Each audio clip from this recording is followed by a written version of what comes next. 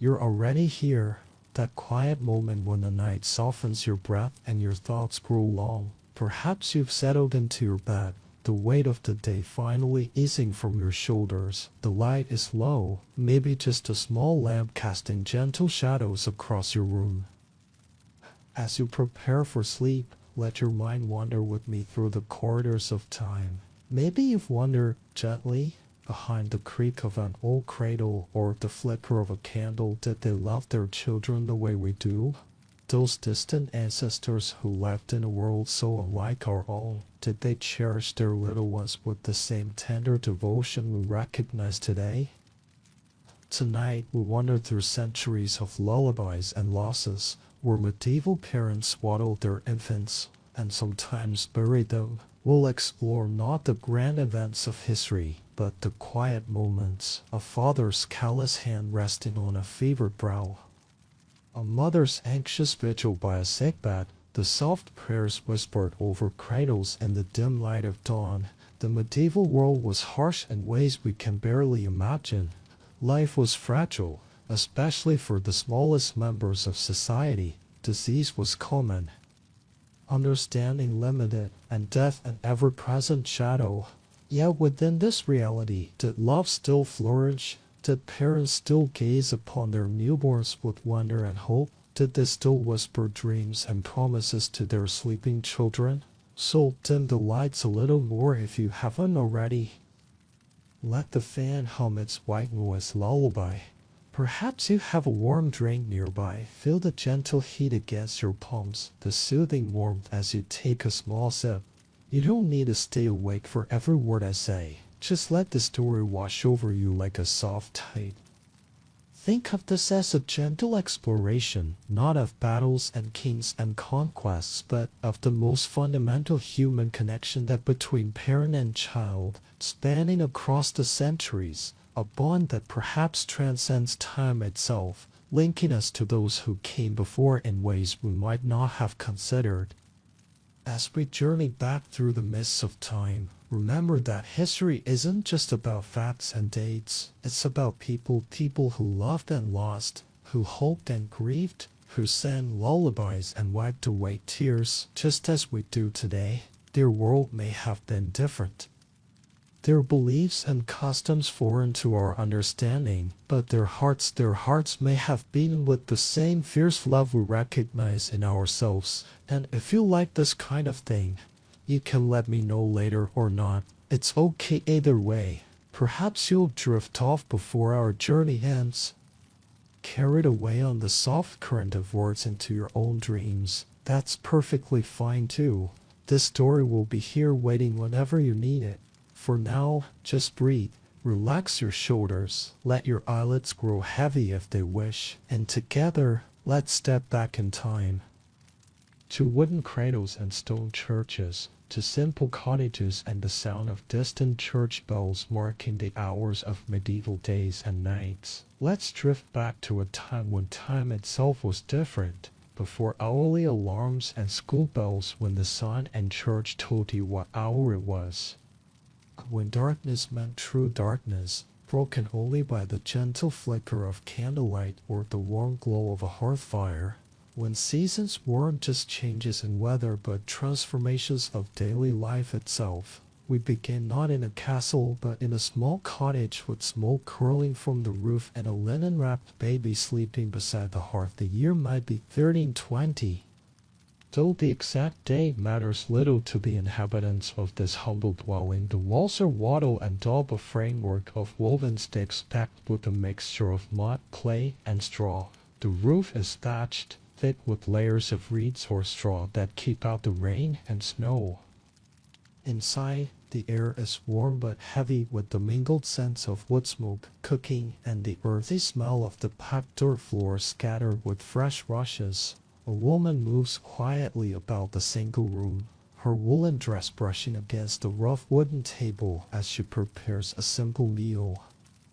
Near the fire, positioned carefully to catch the warmth but not the sparks, a small wooden cradle rocks gently with the movements of the infant inside. The fire crackles softly. Outside, a raven calls, Inside, a mother hums a tune no one ever wrote down. She glances frequently at the cradle, pausing in her work to adjust the swaddling clothes that bind her baby snugly, the way midwives have taught for generations. The tight wrapping is believed to help the child's limbs grow straight and strong, and to provide comfort. Mimicking the security of the womb, this is her third child, but only the first to survive beyond the first few days. She doesn't speak of the others not out of indifference, but because grief in this world is expected, a burden to be carried quietly. Still, sometimes at night, when the household sleeps, she whispers their names to the darkness, ensuring they are not forgotten.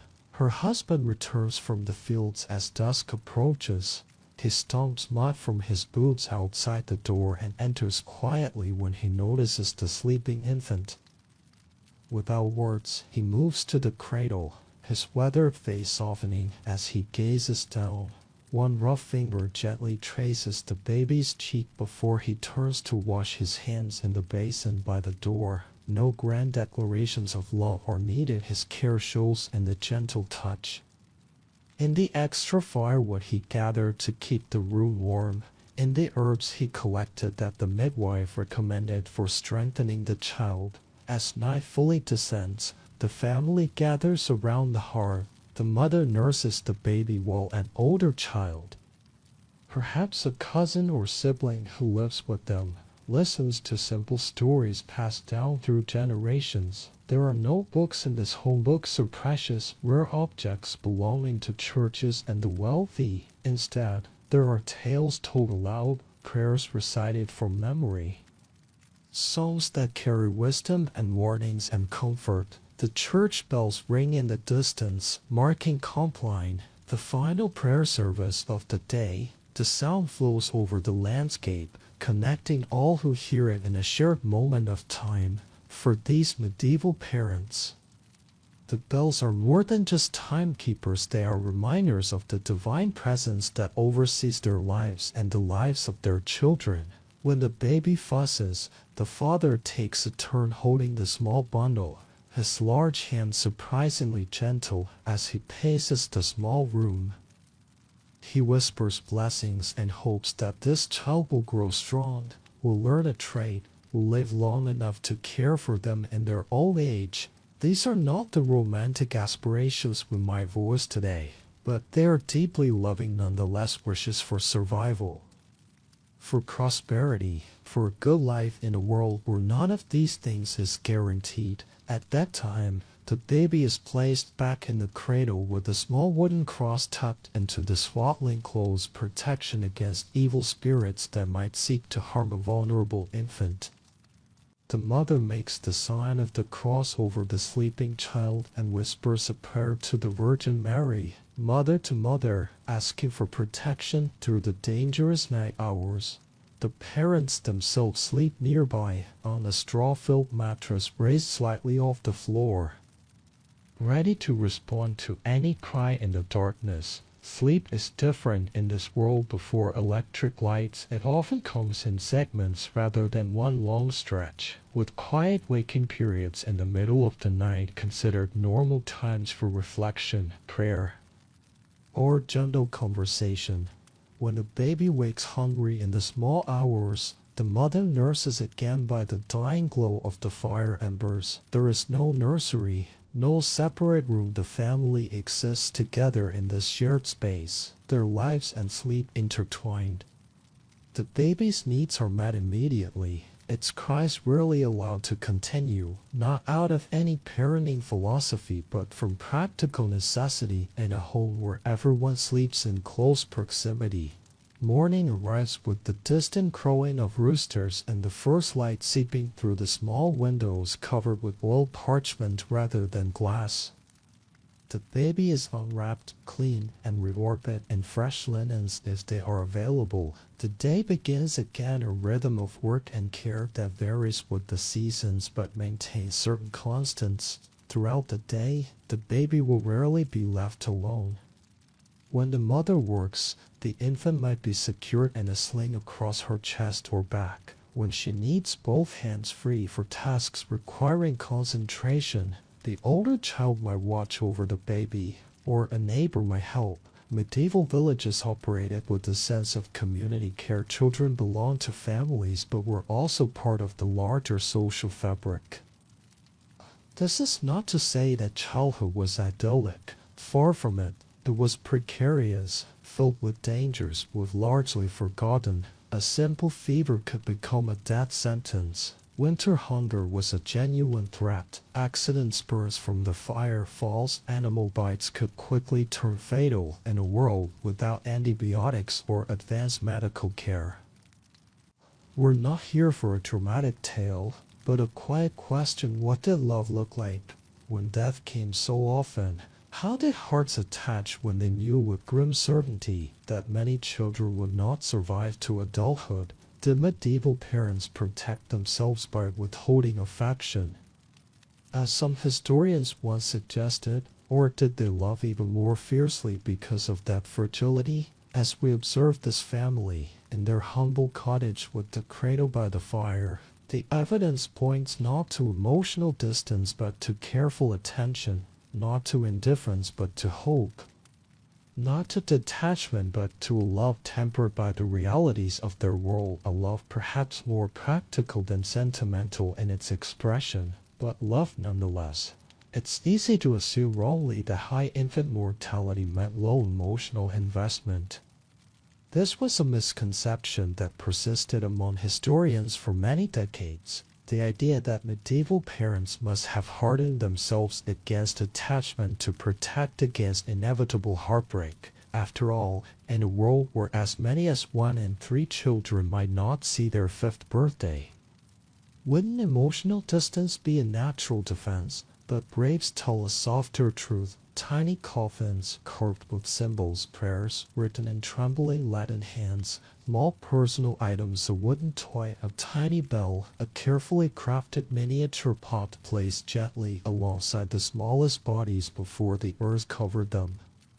These archaeological findings speak not of emotional disconnect but of tender farewells. Consider the discovery at a medieval cemetery in England where a small pot was found in the grave of an infant, containing the remnants of what appears to have been honey, a sweet gift for the journey beyond. Or the many children's graves found with protective amulets and religious medallions, placed there by parents desperate to ensure their little ones would be guarded even in death. And in the margins of old letters scribbled notes about fevers, births, and the silence that followed. A 13th century French nobleman writes to his brother about his great sorrow at the loss of his youngest daughter. A merchant's account book, primarily concerned with business transactions, contains a brief, heartbreaking note: on this day, God took my son Thomas, may he rest with the angels. The very brevity speaks volumes, a grief too large to elaborate upon in what was essentially a business document. Parish records, when they exist, tell similar stories. Baptisms recorded with hope. Deaths noted with phrases like return to God or taken to heaven's nursery. Small crosses marking entries where lives ended almost as soon as they began. Behind each symbol, parents who had hoped and planned and dreamed. The historical record also reveals that medieval people understood the particular vulnerability of children and took steps to protect them. Special prayers and blessings existed specifically for children. Saints were invoked for their protection, Saint Nicholas for boys and Saint Margaret for girls being among the most popular. Mothers wore amulets during pregnancy and placed them in cradles afterward. These were not the actions of people indifferent to their children's survival.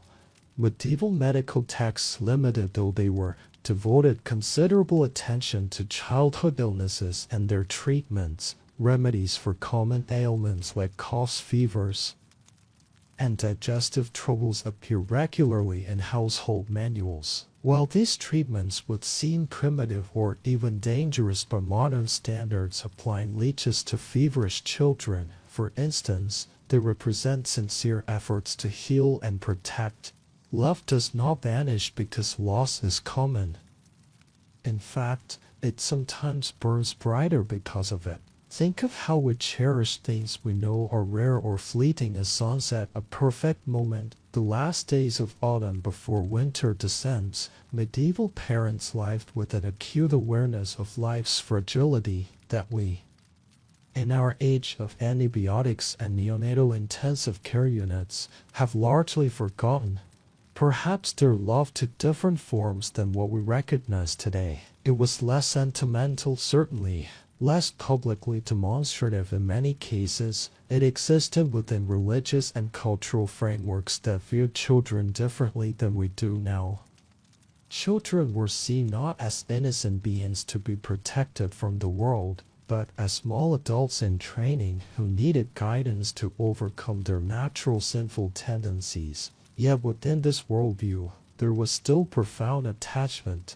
Consider the medieval concept of the 7 ages of man, which recognized distinct stages of development from infancy through old age. Each stage had its own characteristics, needs, and vulnerabilities. Parents and caregivers were expected to understand these stages and respond appropriately, feeding infants suitable foods, teaching young children basic skills, guiding older children toward their adult roles. This framework shows a nuanced understanding of childhood development that belies the notion of medieval indifference.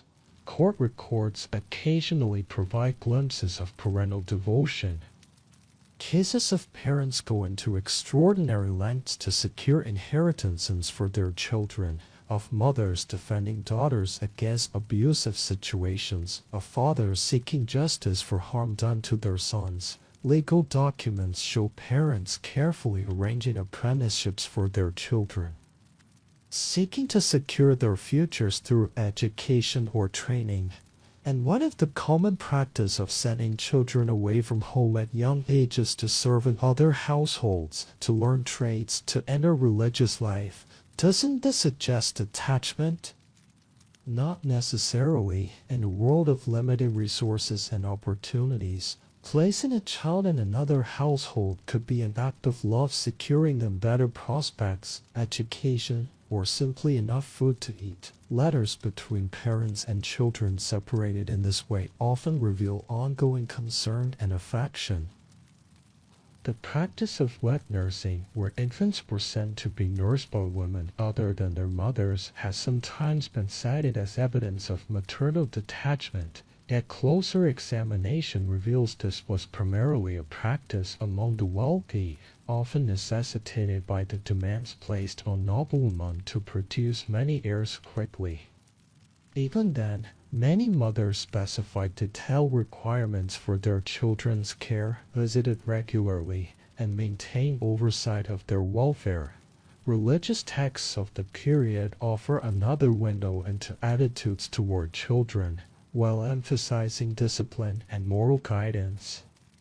These texts also speak of children as gifts from God, as souls entrusted to parental care. The 12th century theologian Hugh of St. Victor ruled that parents should nourish their children with love, suggesting that emotional nurturing, not just physical care, was considered important.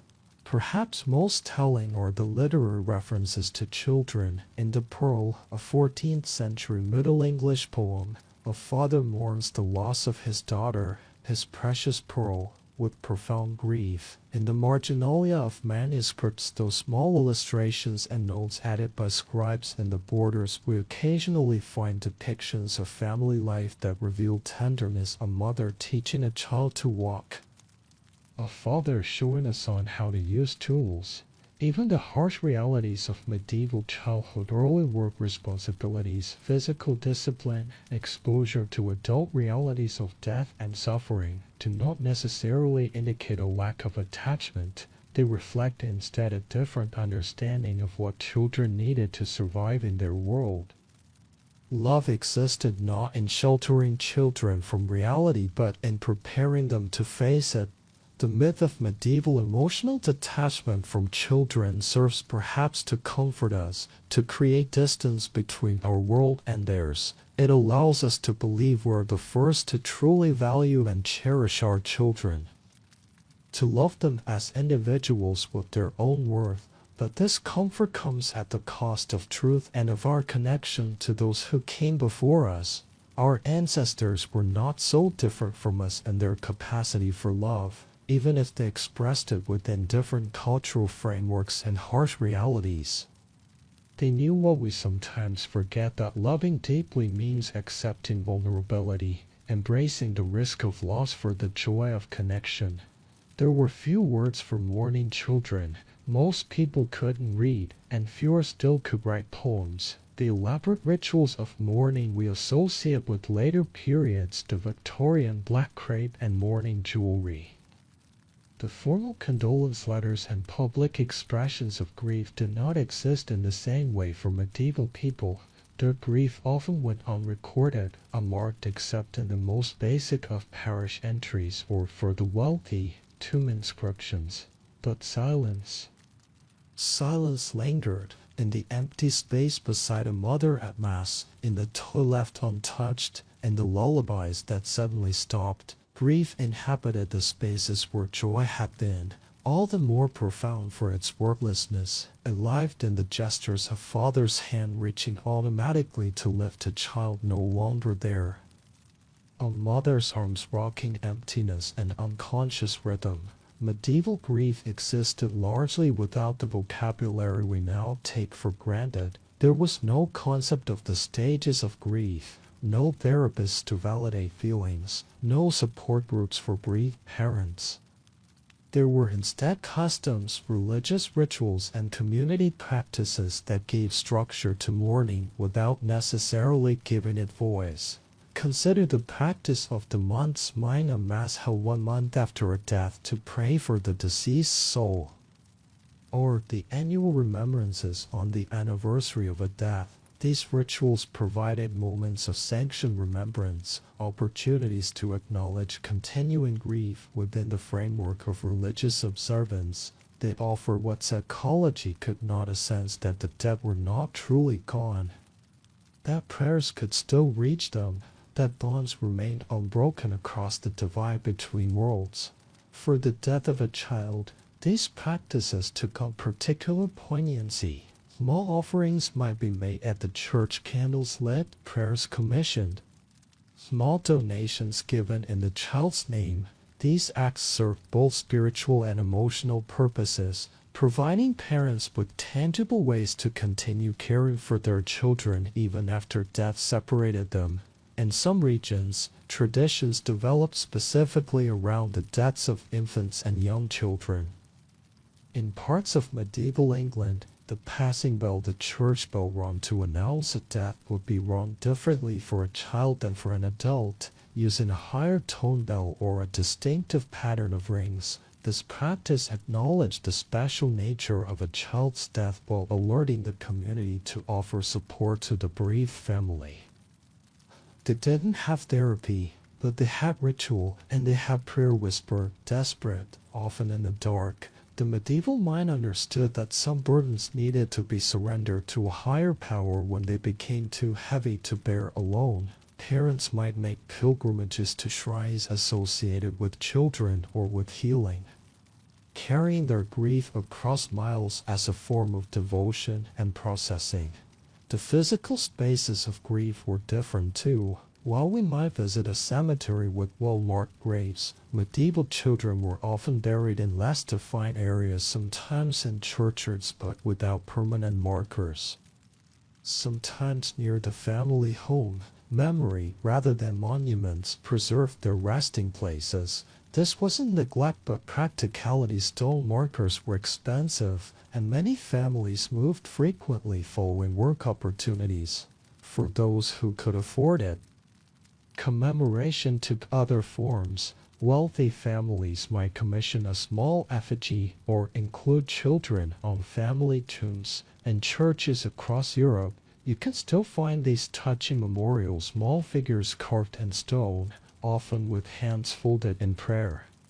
forever children in the sanctuary's quiet shadows. For the vast majority without such resources, remembrance was kept alive through storytelling and the passing down of the child's belongings to subsequent children. A wooden doll might be given to a younger sister, a small knife to a brother born later, carrying with it the unspoken history of its first owner. Names were reused, not to replace the dead child but to honor them, a practice that seems strange to us but provided a kind of continuity, a defiance against death's finality.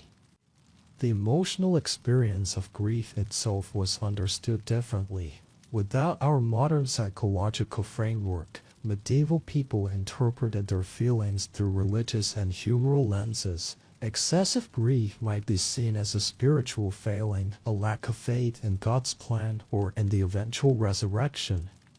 Medical texts described grief as an imbalance of bodily humors, particularly an excess of black bile causing melancholy. Yet these frameworks didn't prevent deep emotional attachment or genuine mourning. They simply provided different paths through grief than those we follow now. Where we might seek closure, they sought meaning. Where we pursue healing, they accepted transformation by sorrow as part of life's journey. Archaeological evidence sometimes reveals the depth of the silent grief. Excavations of medieval sites occasionally uncover small personal items buried with children, items that represented significant value in a world where material possessions were few and precious. A silver thimble placed in a child's hand, a special cup included in the grave, a carefully carved toy. These objects represent sacrifices made by grieving parents, gifts given at great personal cost for a journey they could not share, are from the period.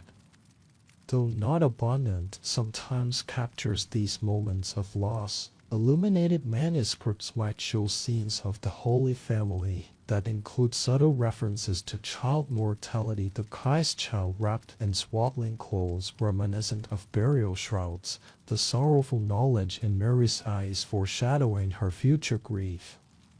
These images provided medieval parents with sacred reflections of their own experiences, divine validation of their suffering.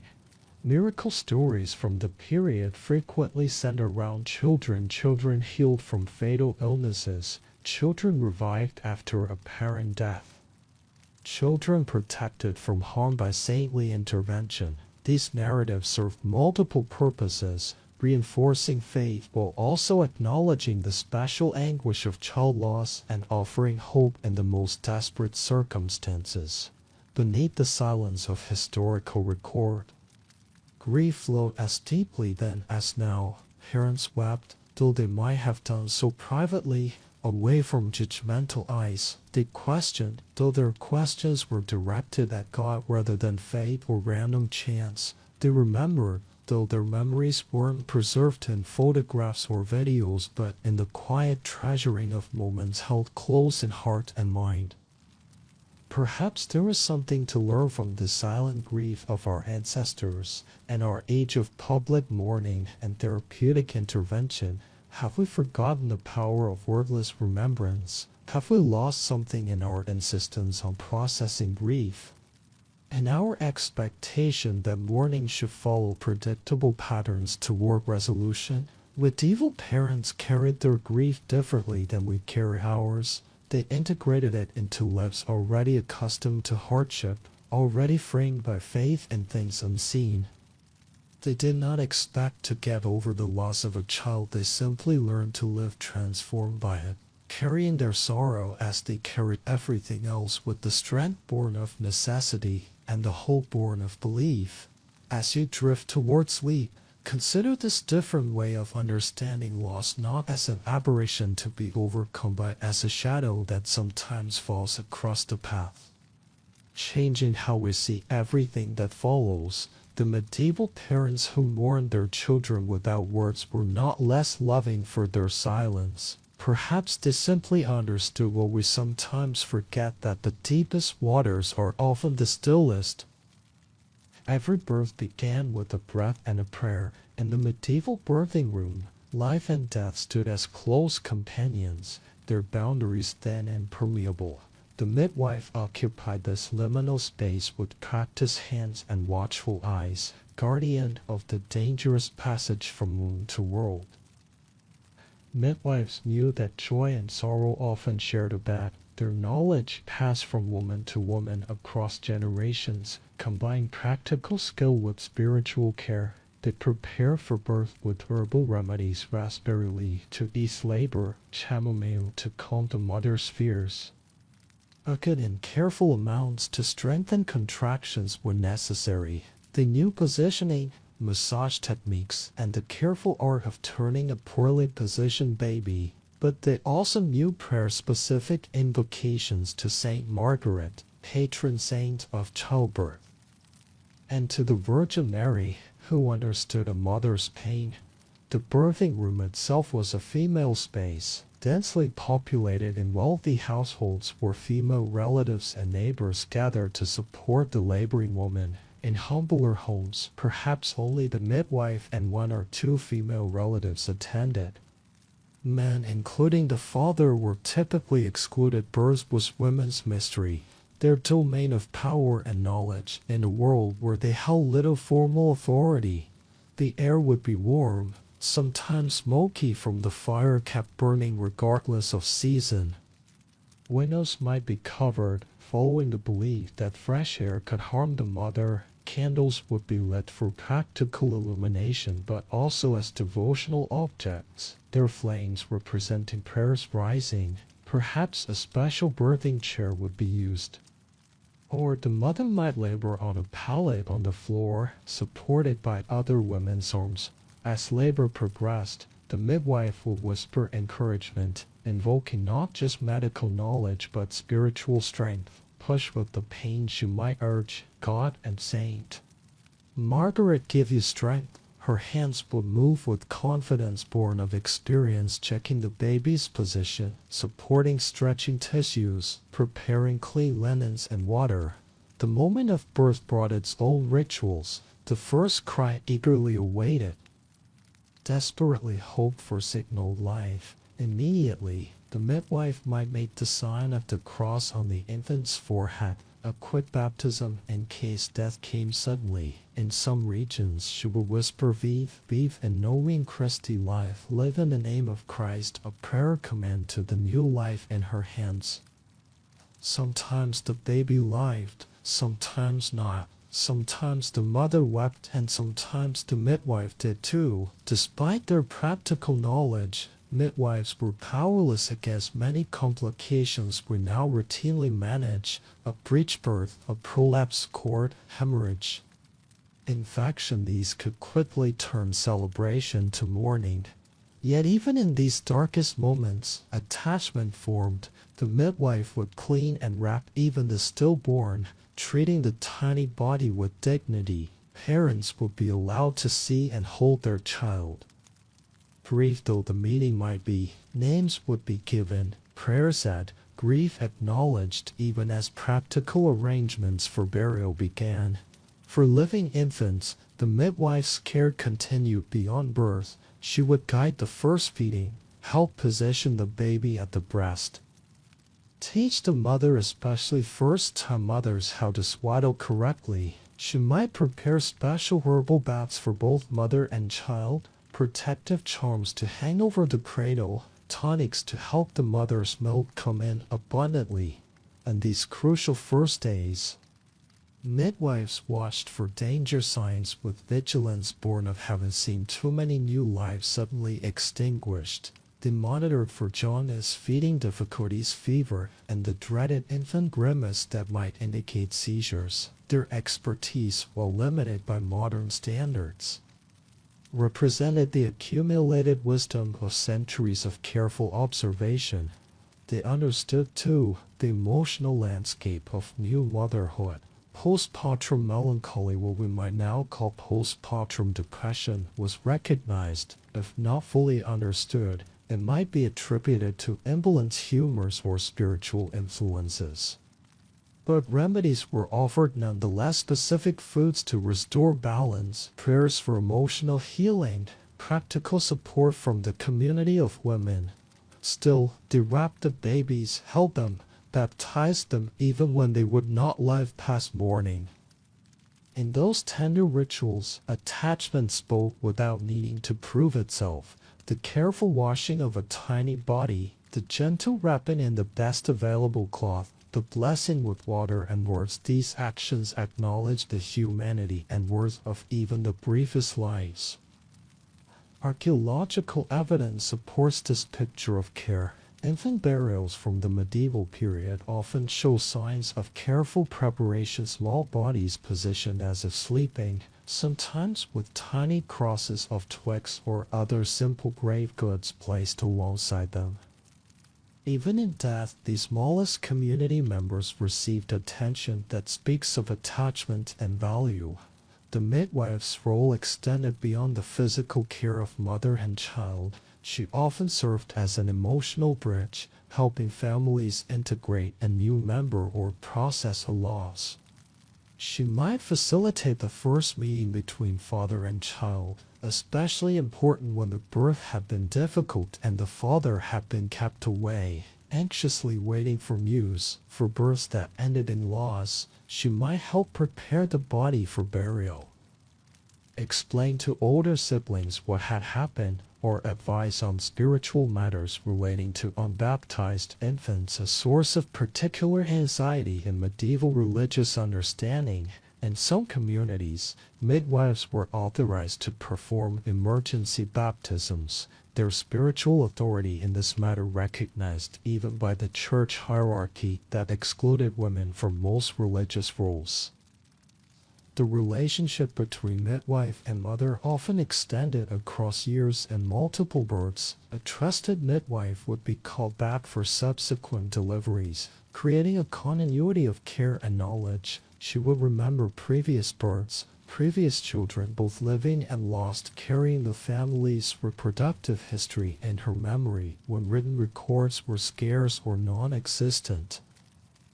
In this continuity lay another form of attachment. The midwife became witness to a family's most intimate moments of joy and sorrow, keeper of their secrets and hopes. She might be the only person besides the parents to hold a child who lived only hours. The only one who could later confirm that yes, the baby had been perfect, had had his father's hands or his mother's chin, had drawn breath however briefly. What emerges from this historical picture is not detachment but deep involvement, not indifference to infant life but profound concern for its preservation and dignity. The medieval midwife, working with limited tools but expansive wisdom, created space for attachment to form even in the shadow of high mortality. Perhaps there is something we can learn from this approach to birth and early infancy, this integration of the practical and spiritual, this acceptance of vulnerability alongside celebration. In our modern birthing rooms with their monitors and specialists, have we gained safety at the cost of something valuable? In the midwife's whisper wisdom, as your consciousness begins to drift, imagine that birthing room from centuries ago. The wavering candlelight, the murmured prayers, the midwife's steady hands receiving new life with the same care, whether it would thrive for decades or live only moments. In those ancient rituals of welcome, we can glimpse a truth that transcends time, that love doesn't require guarantees to flourish. Naming a child was not just cultural, it was sacred. The giving of a name represented far more than simple identification. It was an act of creation, of blessing, of claiming and being claimed. Names carried weight and meaning in the medieval world, serving as connections to family, to faith, and to hoped for futures. Names were chosen from saints, ancestors, and lost siblings, given again and again. The practice of naming newborns after recently deceased children, something that might seem strange or even disturbing to modern sensibilities, was commonplace. A daughter might be named for a sister who had died the previous winter, a son for a brother who had lived only days. This practice was an evidence of emotional detachment or a view of children as interchangeable. Rather, it reflected a different understanding of the relationship between the living and the dead. In medieval thought, the dead remained present in community memory and prayers and the communion of saints. To give a dead child's name to a new baby was to create a bond between them, to ensure remembrance, to assert continuity in the face of death's disruption. Sometimes families would use the same names repeatedly across generations, not just after a death but as a living tradition.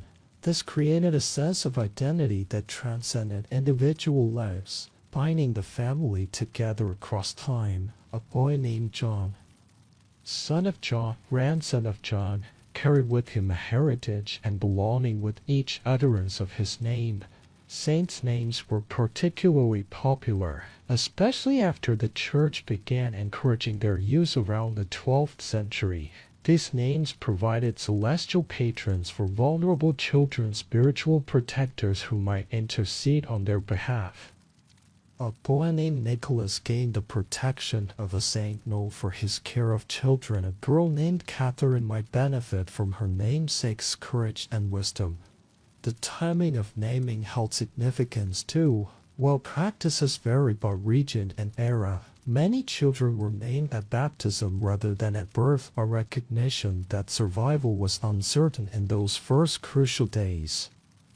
The baptismal name marked not just spiritual rebirth but a cautious acknowledgement that this child might remain among the living. Local records occasionally revealed touching details about naming practices. In some communities, children born on saints' feast days would often receive that saint's name, creating an immediate spiritual connection. Children born on Christmas might be named Christina or Christopher. Those born at Easter might become Pascal or Pascaline.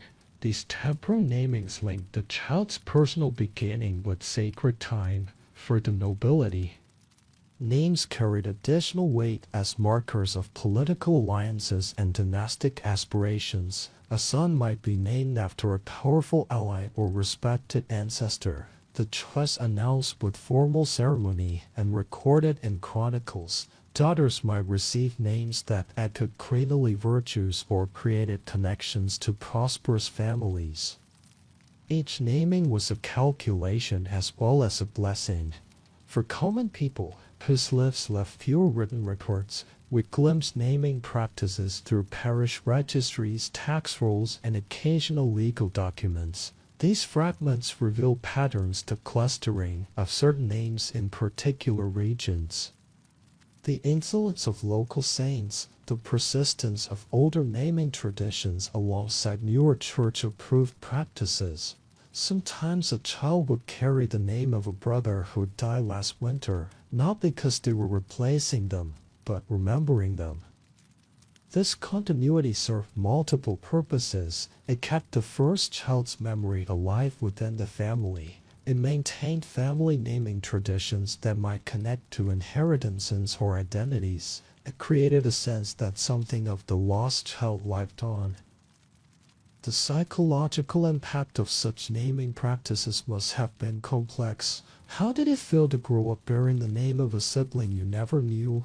Perhaps it created a sense of responsibility, of carrying forward not just a name but unfulfilled hopes. Perhaps it normalized grief and loss, integrating them into family identity rather than treating them as aberrations.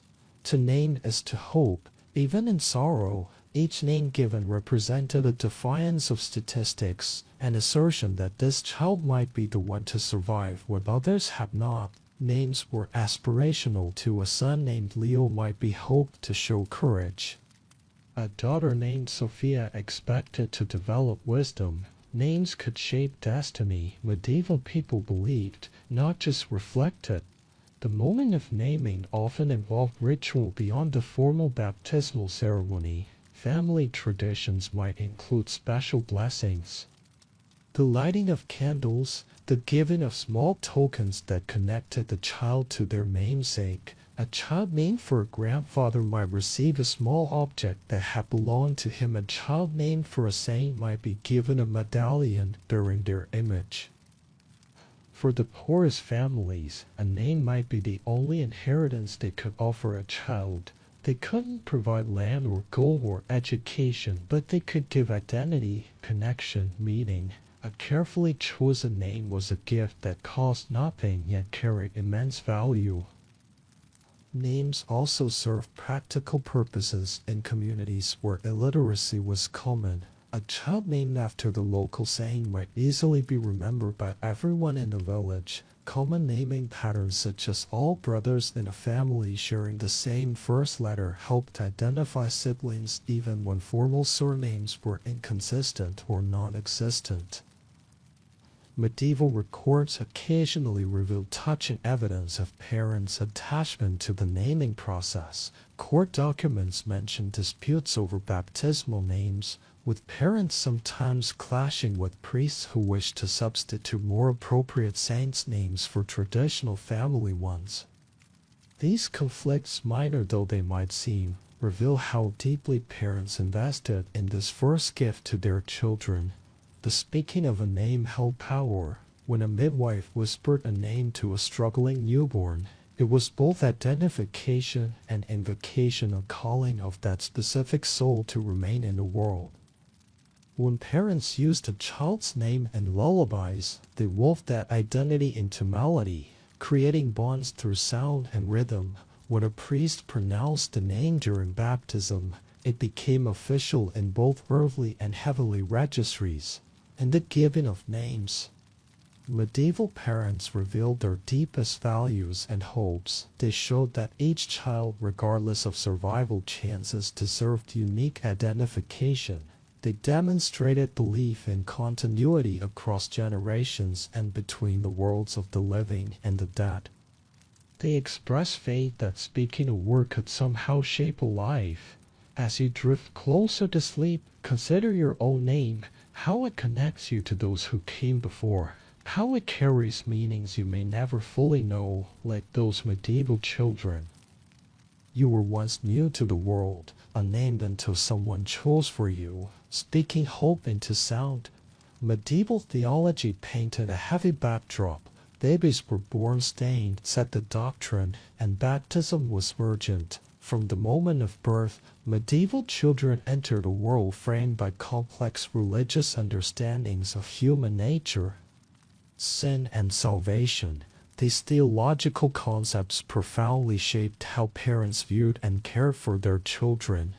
The doctrine of original sin, the belief that all humans are born carrying the inherited stain of Adam and Eve's disobedience, cast its shadow across every cradle.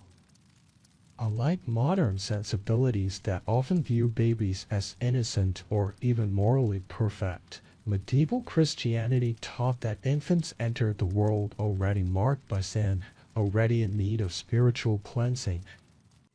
This belief created a particular urgency around baptism. An unbaptized child who died would, according to prevailing theological understanding, be denied heaven. Later medieval thought developed the concept of limbo, neither heaven nor hell, but an eternal state of natural happiness without the divine presence as the destination for such souls. But this offered cold comfort to parents facing the death of an unbaptized infant.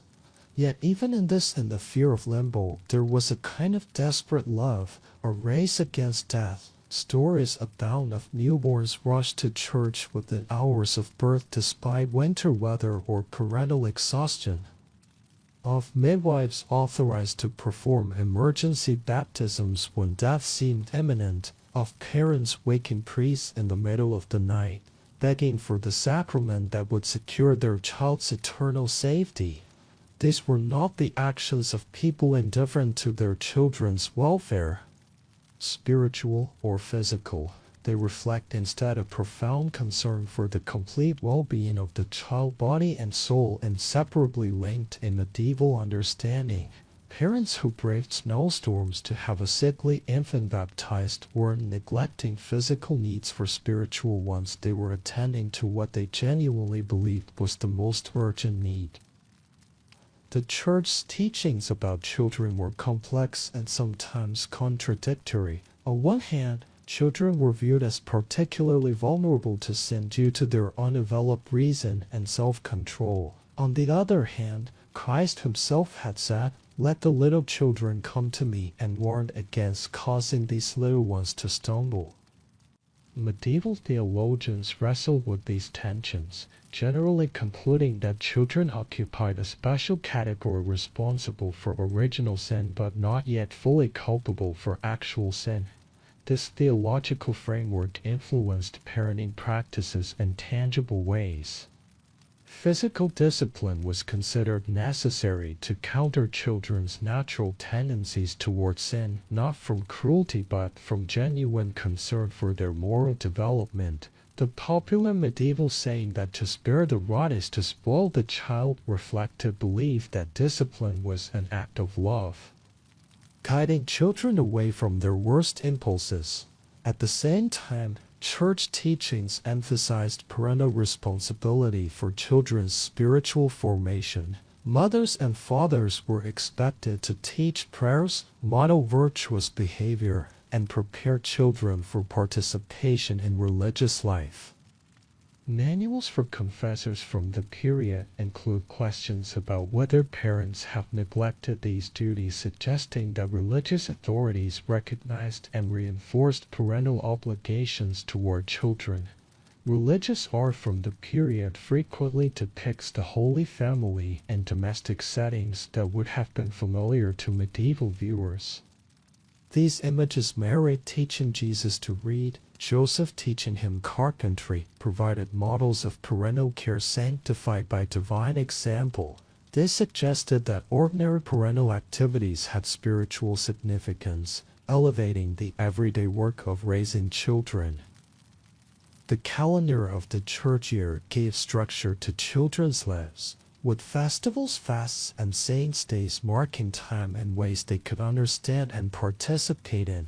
Children had specific roles in many religious celebrations, carrying flowers at Corpus Christi processions, playing special parts in mystery plays, receiving blessing on particular feast days. These traditions integrated them into community life while reinforcing religious teachings. Parents did not abandon babies spiritually. They fought for their souls in the only way they knew how. Consider the practice of making votive offerings for children's health. Wax figures shaped like a sick child or the affected body part, offered at shrines with prayers for healing. These tangible expressions of parental concern represented real sacrifice. As such offerings could be costly for ordinary families. Records from pilgrimage sites tell of parents carrying sick children hundreds of miles in hopes of miraculous cures, sleeping in church porches, fasting, and praying for days. Pilgrimage badges, small pewter tokens that prove the pilgrim had visited a particular shrine, have been found in children's graves, suggesting they were placed there by parents who wanted their child to have spiritual protection, even in death. And when they couldn't, when baptism came too late or not at all, they wept quietly, with heads bowed in pews. Archaeological evidence occasionally reveals heartbreaking attempts to provide unofficial spiritual protection for unbaptized infants. Burials at the boundaries of consecrated ground, tiny crosses made of twigs placed in hands, makeshift baptisms performed by desperate parents all speak to deep concern for children's spiritual welfare. The Church itself recognized the special anguish of parents who lost unbaptized children. By the later medieval period, some dioceses permitted the burial of such infants in consecrated ground, though often in specific areas near the churchyard boundary. Priests might offer prayers of comfort, if not formal funeral rites. These accommodations Though limited, acknowledge the reality of parental grief and attachment. For children who survived infancy, religious instruction began early. Simple prayers would be taught as soon as a child could speak. Religious stories, often illustrated in church windows or wall paintings for those who couldn't read, formed the foundation of moral education. By around age 7, considered the age of reason, children were expected to begin participating more fully in religious life, including confession. This age threshold had practical importance beyond religious participation. 7 was typically when children might begin more formal education if their families could afford it, when they might be sent to serve in another household, when their labor might become more valuable. The Church's recognition of this developmental stage helped structure medieval childhood in ways that acknowledged children's growing capabilities. Medieval religious writings sometimes reveal surprising tenderness toward children. The 13th century Bishop Jacques de Vivre wrote that Christ became a little child for the sake of little children, a theological statement that dignified childhood itself.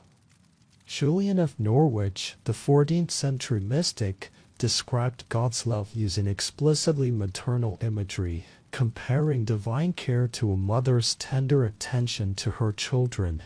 Religious communities also played important roles in child welfare. Monasteries and convents sometimes took in orphan or abandoned children, raising them either as future religious or preparing them for secular lives. Hospital orders care for sick children, particularly during epidemics. These institutional forms of care, while different from modern child welfare systems, represented communal recognition of responsibility toward vulnerable children. The Church's teachings about children weren't static throughout the medieval period. Theological understandings evolved, pastoral practices adapted to different circumstances, and regional variations created diverse experiences. By the later Middle Ages, increasing emphasis on Christ's own childhood and on the holy innocents, the children killed by King Herod after Jesus' birth, created space for more child-centered devotional practices. What emerges from this complex picture is not a church that devalued children or parents who neglected spiritual welfare, but rather a world where spiritual concerns were inseparable from physical ones, where love expressed itself in baptismal urgency as much as in cradle rocking, where parental duty encompassed both bodily care and soul care. As your mind continues to relax, drifting toward sleep, consider how these medieval parents navigated the challenging terrain between theological doctrine and personal attachment. How they baptized hastily while also swaddling carefully. How they disciplined according to religious precepts while also comforting with individual tenderness. How they existed, as we all do, within the cultural and spiritual frameworks of their time while still experiencing the timeless emotions of parental love. Simple toys, carved wooden animals, knucklebones, tiny bells. Evidence of medieval children's play survives in archaeological digs, museum collections, manuscript illustrations, and literary mentions. These humble objects tell a powerful story about how children were valued even in a world of scarcity and struggle. Not many survive, but some do, left in graves or dropped near churchyards, lost between floorboards or discarded in middens when broken beyond repair. Each recovered toy provides a small window into medieval childhood, not the idealized or theolized version from formal writings, but the lived experience of actual children and the adults who care for them. Consider the wooden toys found in waterlogged archaeological sites where conditions preserved materials that would otherwise have decomposed. Simple horses with manes and tails carefully carved despite the simplicity of the overall form. Miniature sword size for small hands. Dolls with jointed arms, their painted faces worn away by handling. These weren't mass-produced items but individual creations, most likely made by parents or local craftspeople specifically for children. The very existence of these toys challenges narratives about medieval indifference to childhood. In a world where every resource was precious, where labor was constant and materials scarce, time and effort were still devoted to creating objects whose only purpose was children's play and delight. This wasn't economically rational, it was emotionally motivated. Ceramic miniatures, tiny jots, plates, and animals appear regularly in archaeological contexts. Sometimes these were purpose-made toys, and sometimes they were pottery seconds repurposed as playthings. Either way, they represent adults acknowledging children's desire to mimic grown-up activities or engage imaginatively with the world around them. Games left material traces too. Boards scratched into cloister benches or tavern tables show that Nine Men's Morris, a strategic game similar to tic-tac-toe but more complex, was popular across age groups. Dice and game pieces made from bone, wood, or stone appear in contexts suggesting they were used by both adults and children. These gaming implements suggest shared recreational time moments when parents or older siblings might have taught game rules, celebrated victories, or consoled defeats. Literary evidence supplements the archaeological record. The 13th century poem The Land of Cocken mentions children's games, including Hot Cockles, a guessing game involving gentle hitting and blind man's buff. Medieval sermons occasionally complain about children playing too loudly during church services, indicating that play was expected and normal behavior, even if sometimes inconvenient. Illustrations in manuscripts sometimes show children at play spinning tops, rolling hoops, riding hop hewers, or playing with pets. These images often appear in the margins of religious texts, suggesting that children's play was considered ordinary and unremarkable. Part of the everyday world the artists observed around them. They weren't just distractions, they were gifts, proof that someone somewhere thought joy mattered. Some toys show evidence of careful repair, broken parts mended, damaged surfaces moved, new paint applied. These repairs represent additional investment of time and care, suggesting that the objects and by extension the children who played with them were valued. We know from household accounts that even in wealthy households, where children might have had a wider range of possessions, toys were often personal gifts rather than routine purchases. While account books occasionally mention payments to craftspeople for special toys, a silver whistle for a prince, a painted wooden castle for a princess, these weren't just expressions of wealth but of individual attention to a child's interests and preferences. For most children, toys would have been fewer and simpler, but no less meaningful.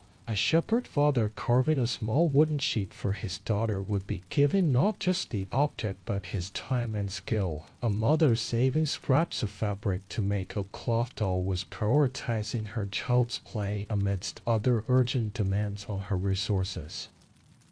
Seasonal and edible treats might also be considered forms of play objects. Gingerbread shaped into figures, fruits ranged as vases, seasonal decorations repurposed as toys. These ephemeral playthings left little archaeological trace but appear in literary descriptions and artistic representations.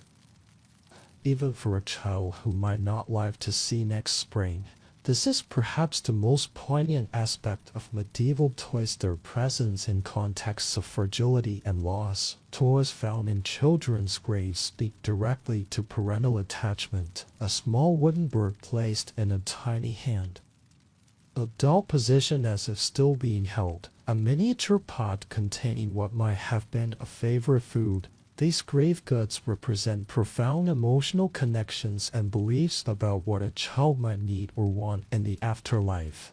In some cases, toys found in graves show signs of extensive use, worn surfaces, Repairs, adaptations, these weren't new objects purchased for burial but beloved possessions that had been part of the child's daily life, now accompanying them in death. The decision to include these objects rather than keeping them as mementos suggests belief in ongoing connection and concern for the child's contentment even beyond death. Play itself served multiple purposes in medieval childhood. It provided physical exercise, developed coordination, taught social skills, and transmitted cultural knowledge. Adults recognized these benefits alongside play's inherent pleasure. Medical texts from the period recommend appropriate play for children's health, suggesting that the value of recreation was understood even within the period's limited scientific framework. Different types of toys became appropriate at different ages, reflecting understanding of developmental stages. Rattles and simple objects for infants. Dolls and miniatures for young children developing imaginative play. Skilled toys like tops and hoops for older children, refining coordination. Games of strategy for adolescents developing reasoning skills. This progression suggests attentive adult observation of children's changing capabilities and interests. The gendered nature of toys appears early in historical record. Dolls and miniature household implements were associated primarily with girls, while toy weapons and tools were given mainly to boys. These patterns reflected the adult roles children were expected to eventually fill. But they also show awareness of children as individuals with distinct futures rather than as interchangeable members of an age group. Regional variations in toys reflected local cultures, available materials, and traditional crafts. Coastal areas might produce toy boats carved from driftwood.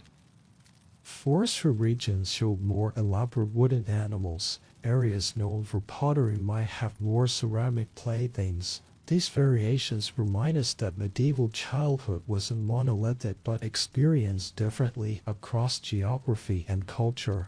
Religious toys formed their own category: miniature altars, tiny prayer books, small religious figures. These objects serve dual purposes, socializing children into religious practices while also providing play opportunities. The boundaries between education, socialization, and play were more fluid than in our compartmentalized modern understanding.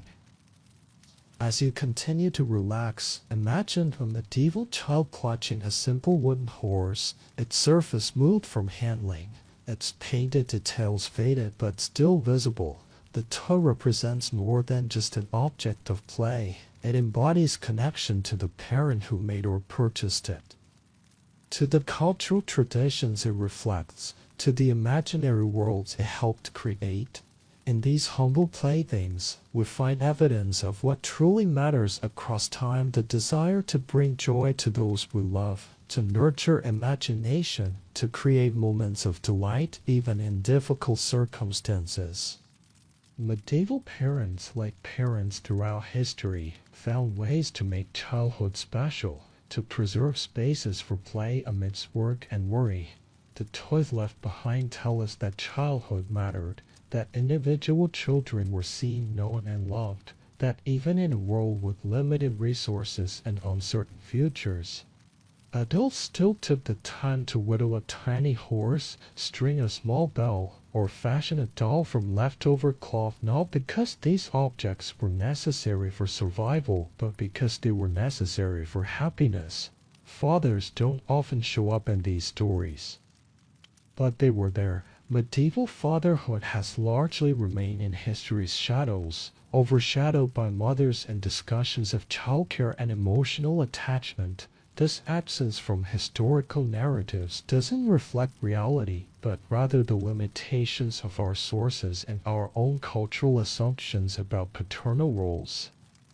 Sometimes grieving quietly, sometimes carving crosses for the braves. Medieval masculinity didn't provide much space for public emotional expression, particularly around children. Men were expected to maintain composure, to embody strength and authority.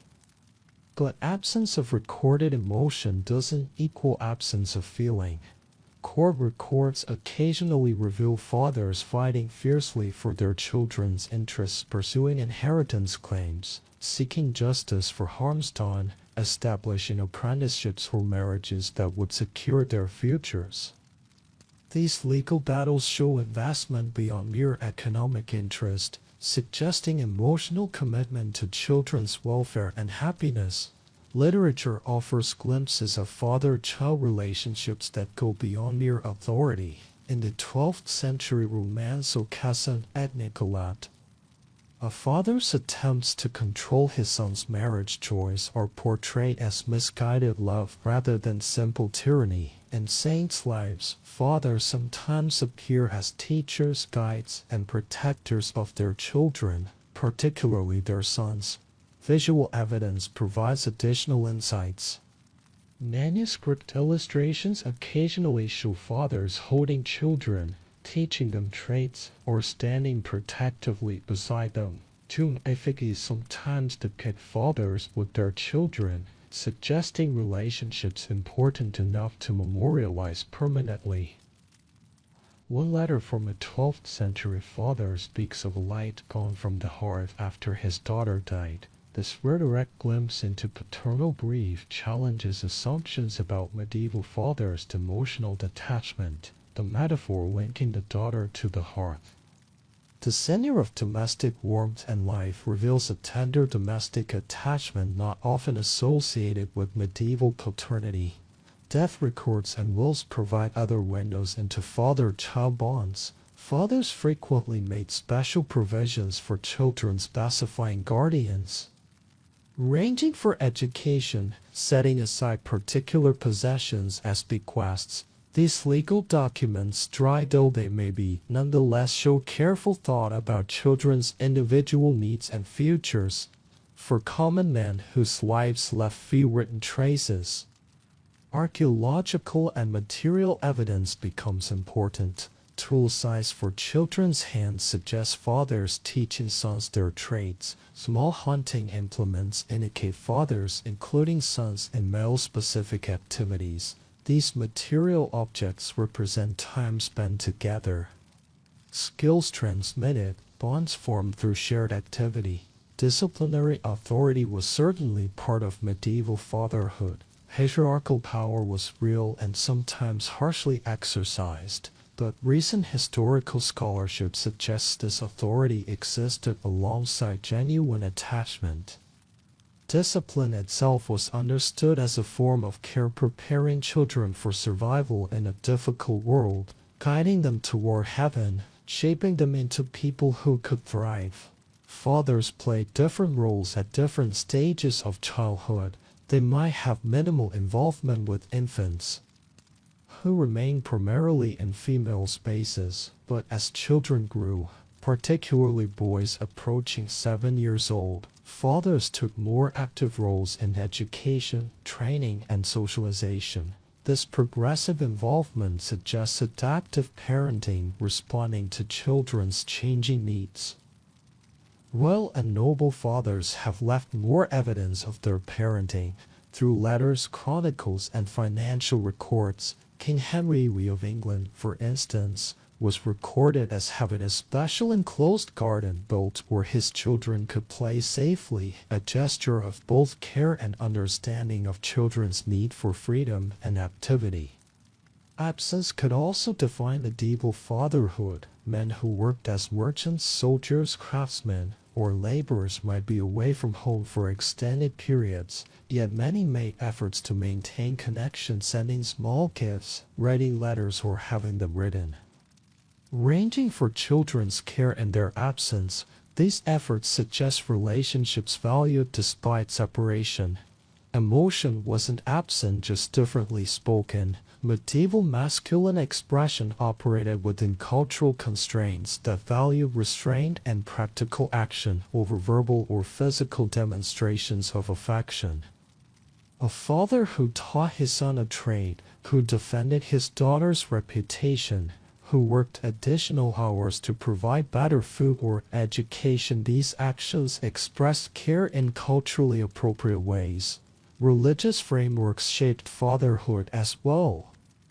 God was understood as the ultimate father, and earthly fathers were expected to model their parenting on divine attributes of justice, mercy, and guidance. Saint Joseph, as Jesus' earthly father, provided a specific model of protective, nurturing paternal care that gained increasing attention in later medieval devotion. Class differences created very paternal experiences. Aristocratic fathers might see their children only at specific times of day, with daily care handled by servants. Agricultural laborers would work alongside older children in the fields. Urban craftsmen might have their children underfoot in workshops. These different physical arrangements created different opportunities for interaction and bonding. Medieval medical understanding held that fathers contributed the essential form or spirit to a child during conception, while mothers provided the material substance. This conceptual framework gave fathers a special perceived connection to their children's fundamental nature and character. A child's achievements might be seen as particularly reflecting paternal influence and legacy. Advice literature directed at fathers increased during the later medieval period. These texts encouraged fathers to take active roles in moral instruction, to model virtuous behavior, and to balance discipline with reasonable affection. Their very existence suggests both an ideal of engaged fatherhood and recognition that actual practice might fall short of this ideal. Communities recognized and reinforced paternal responsibilities. Village and hill courts might censure men who neglected their children or failed to provide adequately. Neighbors might intervene if children appeared neglected. These social mechanisms suggest collective understanding that fathers have meaningful obligations beyond mere financial support. The father-child relationship could evolve into more mutual support as children grew and parents aged. Adult children were expected to care for elderly parents, with specific responsibilities often falling to sons. This reciprocal care system created incentives for maintaining strong bonds across the life course. As you drift closer to sleep, consider how fatherhood, like motherhood, adapts its expressions to cultural context while maintaining certain emotional constants. Medieval fathers loved within the frameworks available to them, showing care through protection, provision, education, and occasionally, in private moments lost to history, through tenderness we can only glimpse in rare-written laments or carefully carved toys. These fathers, moving through their medieval lives, carrying the same hopes and fears for their children that parents have always carried, they remind us that emotional bonds transcend historical periods, finding expression even when cultural norms limit their visible manifestation. After loss came memory, and sometimes joy. Medieval commemoration of deceased children took place within religious frameworks that transformed raw grief into structured remembrance. The church calendar provided regular opportunities to remember, honor, and continue relationships with those who had died, including the youngest members of the community. Children who passed were remembered during feast days, named in candle-lit vigils, and honored in prayers. The Feast of All Souls on November 2nd held particular importance for remembering deceased children. Families would visit graves, light candles, bring small offerings, and have masses said for their children's souls. This annual observance provided anticipated, sanctioned moments for expressing continuing attachment. The Feast of the Holy Innocents, commemorating the children killed by King Herod after Jesus' birth, held special significance for parents who had lost children. Medieval sermons for this day often emphasized the special place these innocent children held in heaven. The feast provided theological comfort by associating deceased children with these first Christian martyrs, suggesting their deaths, however painful, had spiritual meaning. Other specific commemorations might be tied to the anniversary of a child's death or their namesake's feast day. Wealthy families might allow annual masses or charitable distributions to be made in their child's memory. Ordinary families might simply light an extra candle at church or prepare a special meal. These practices maintain the child's place within family identity. Regional traditions developed around remembering children. In some areas, small processions of children would visit graves on certain feast days, singing hymns and leaving flowers. In others, parents might distribute bread or sweets to living children in memory of those who had died. These community practices acknowledged both personal loss and shared human experience. Grief never vanished, but it softened, reshaped, became part of the family's rhythm. Medieval people understood mourning not as a process with an endpoint, but as a transformation of relationship. The dead remained part of the community, separated but still connected through prayer, memory, and ritual observance. Religious doctrine supported this continuing connection. The concept of purgatory, where souls were purified before entering heaven, meant that prayers from the living could actively help deceased loved ones. This created purposeful ongoing bonds. Parents could still parent their dead children by praying for them, having masses said for them, performing good works in their names. Visual reminders of deceased children sometimes found places in churches or homes. Wealthy families might include children on memorial brasses or family tombs. More commonly, humble markers in churchyards or simple memorials like carved wooden crosses would serve as focal points for remembrance. Even without permanent markers, communities remember where children were buried. Maintaining these places as significant locations, personal mementos were less common than in later periods, given material constraints, but some evidence suggests parents kept small remembrances, perhaps a lock of hair, a piece of clothing, or a toy. These objects served as tangible connections to children otherwise commemorated primarily through ritual and prayer. The feast day gatherings that punctuated the medieval year provided structure for remembrance. When a community gathered for St. John's Day or Michaelmas or Christmas, absent members were naturally recalled. Children who had died were mentioned in prayers. Included in toasts, remembered in stories, their absence became presence of a different kind. For children who had lived long enough to participate in previous feasts, these celebrations carried particular poignancy. The empty place at table, the dancing circle missing a pair of small hands, the carol missing a voice, these absences were felt keenly. Yet communal celebration provided support for grieving families, surrounding them with life and continuity. In remembering they loved again, memory itself became a form of ongoing relationship. The stories told about a child, their funny habits, their favorite games, their first words kept something of their essence alive within the community. Medieval people, more comfortable with death as a constant presence, found ways to integrate loss into living. The church offered clear teachings about children's place in the afterlife. Baptized children who died were believed to go directly to heaven, their souls untainted by personal sin. This doctrine provided profound comfort, creating certainty about beloved children's eternal welfare. Parents could imagine their children in paradise, waiting for eventual reunion. Visions and dreams sometimes reinforced these comforting beliefs.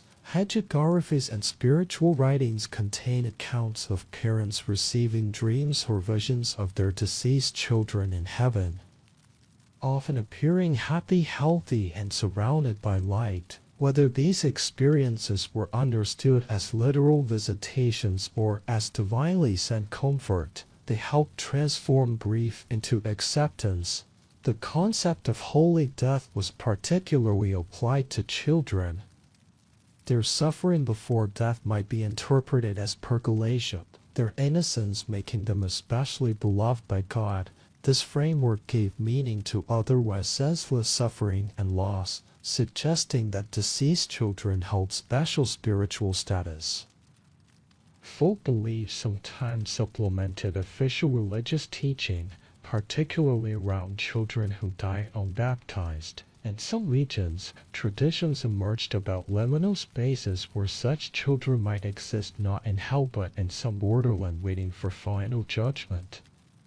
These beliefs reflect parents' unwillingness to accept eternal separation or punishment for children who had no opportunity for baptism.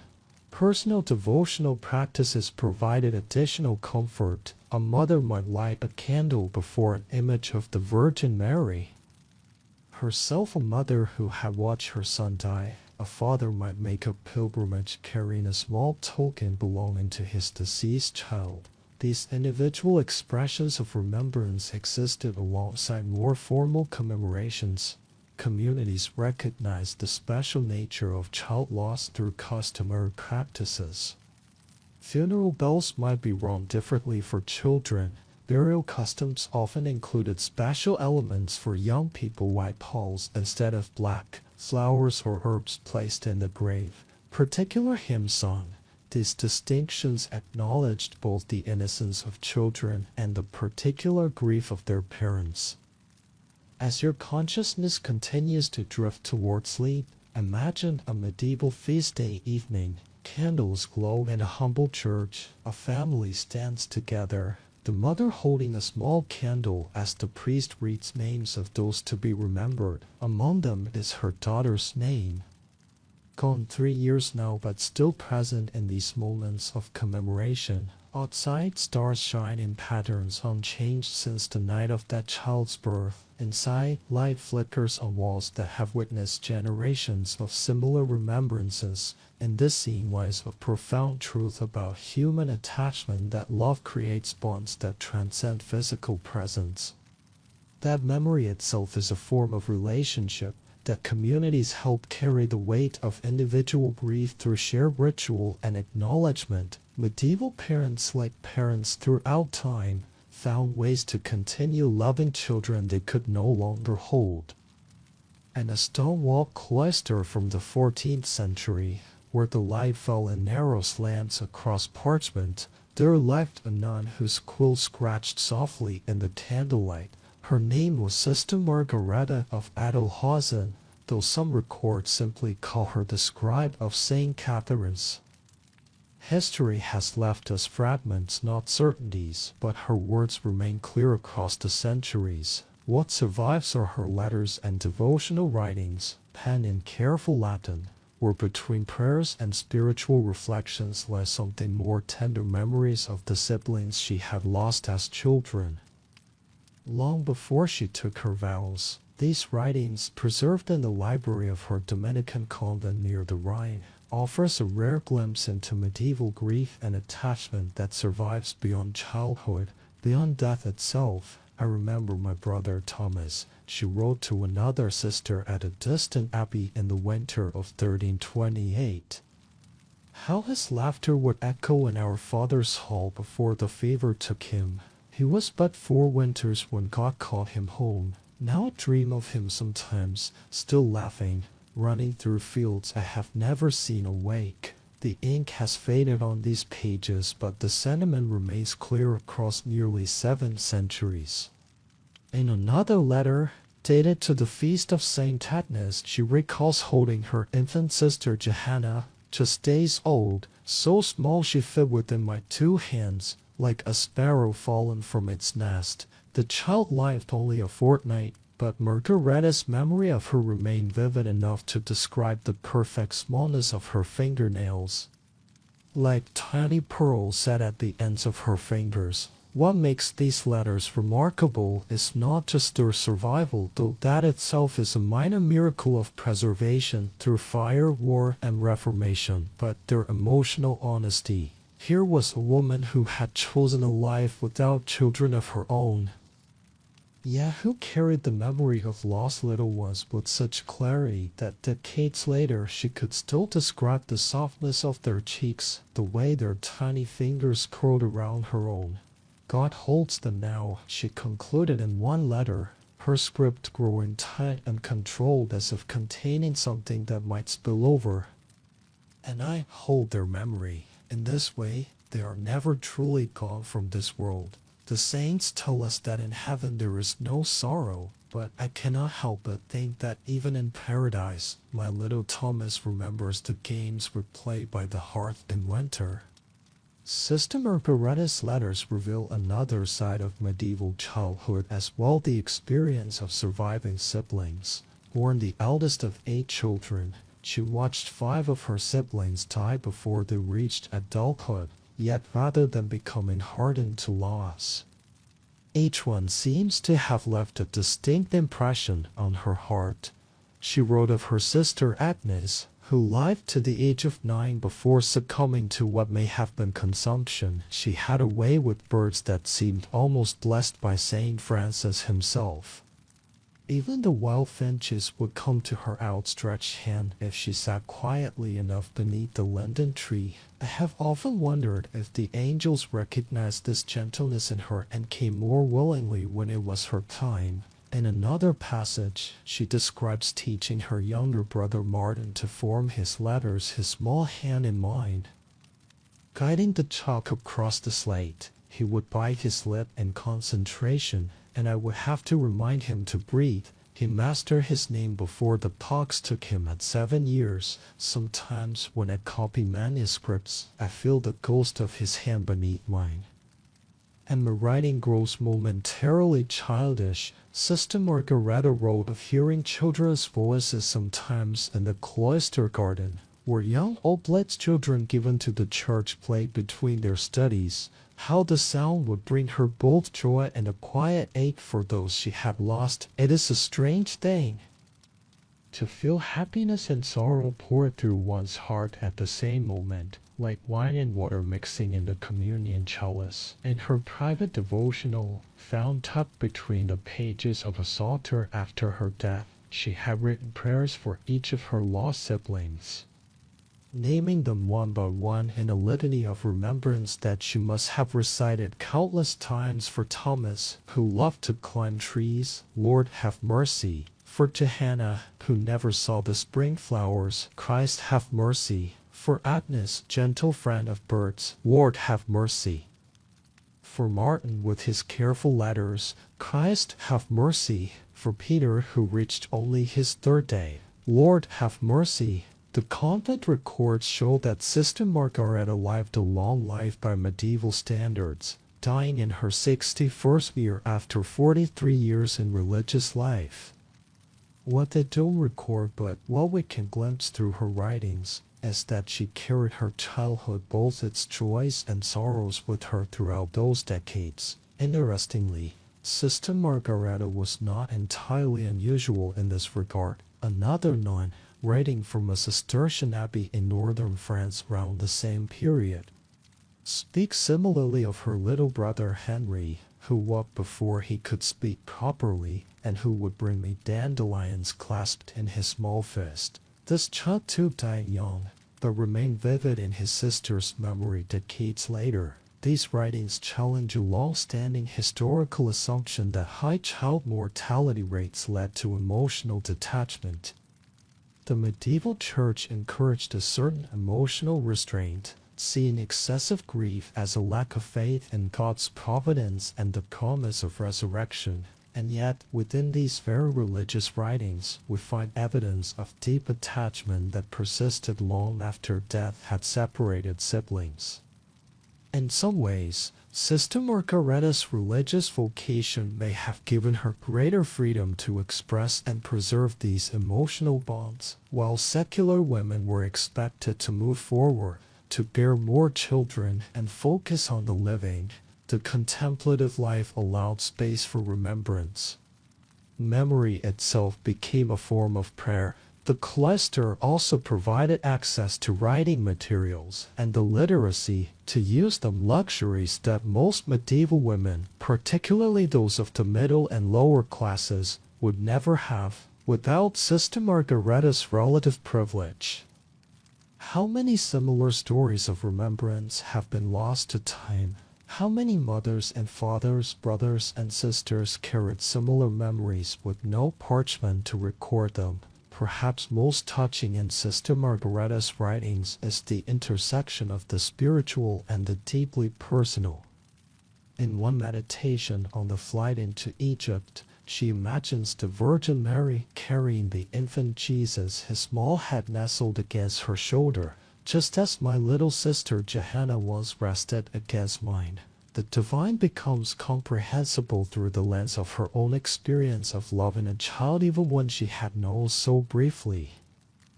Attachment, then, did not require the modern language of psychology to exist. It lived in the quiet spaces between prayer and memory, in words scratched by candlelight that still speak to us today. It survived in the hearts of those left behind, shaping their understanding of both heaven and earth, of both divine love and human connection.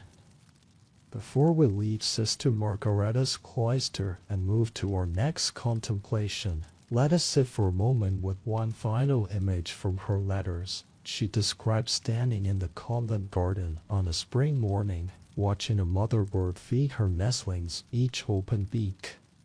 Each flutter of tiny wings reminds me of those I have lost, yet I do not weep anymore, not as I once did. Instead, I wonder at how love continues its work, generation after generation, nest after nest, cloister after cloister. We're born, we love, we die, but the love remains.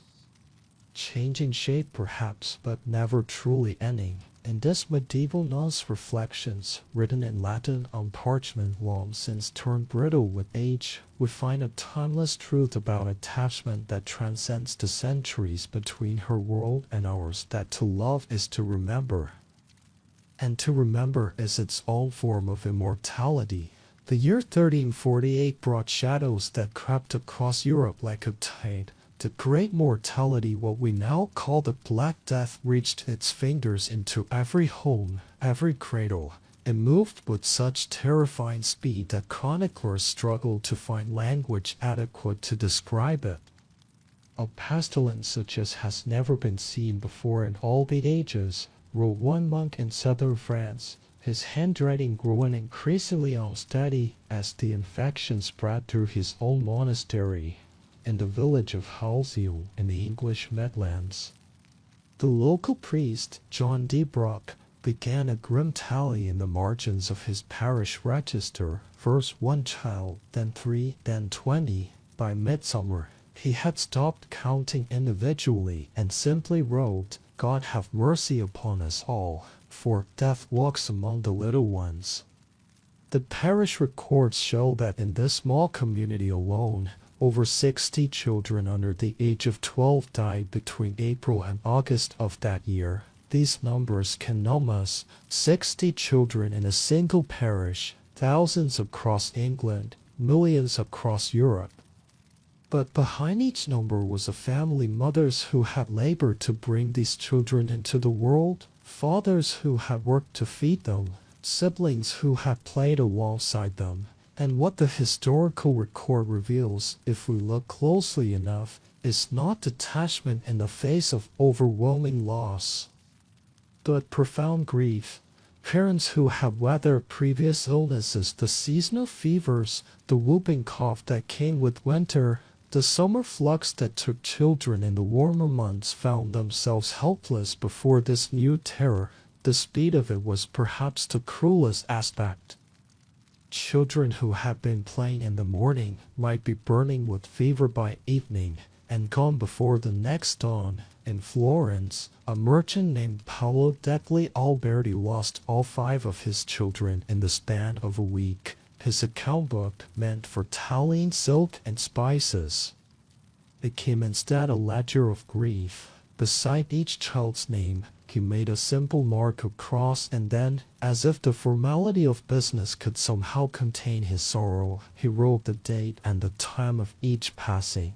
For his eldest son, Antonio, age 11, he noted, taken by the pestilence, Wednesday after Vespers, God receive his soul. For his middle son, Marco, age 7, followed his brother 2 days hence before the morning bells. For his twin daughters, Sophia and Bianca, age 4, God took them together as they came into this world. And finally, for the youngest, his daughter Lucia, just 2 years old, he broke from his accounting precision. The ink blots and uneven script tell of a hand that trembled as he wrote, "My little light has gone out." 3 weeks later, Howell himself succumbed to the plague. His wife, Elizabetta, survived, one of those inexplicable mysteries of the pandemic, where some lived while others died with no apparent pattern. The records show that she later remarried and had 3 more children with her second husband.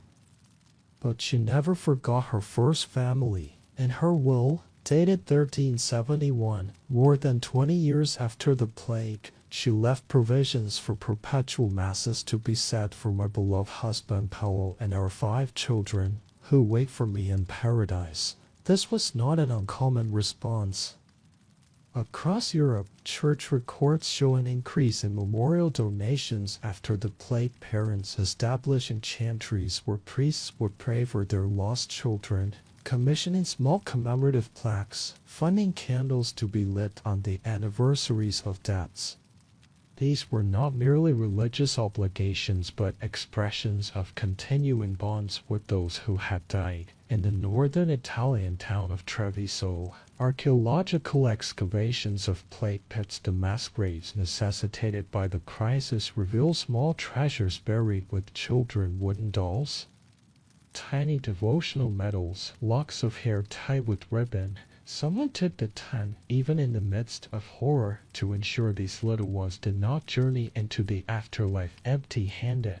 A particularly poignant find from a plague burial in southern France is a small wooden horse, crudely carved but smoothed by frequent handling, placed in the hands of a child no more than 6 years old. Forensic analysis suggests the toe was not new but had been played with extensively before being placed with the child in death, perhaps a favor of possession, or a parting gift from a parent who could offer nothing else in those final moments. The plague of 1348-1350 was only the first wave of what would become a recurring nightmare. The disease returned every few generations in 1361, in 1374, in 1389, and onward through the centuries.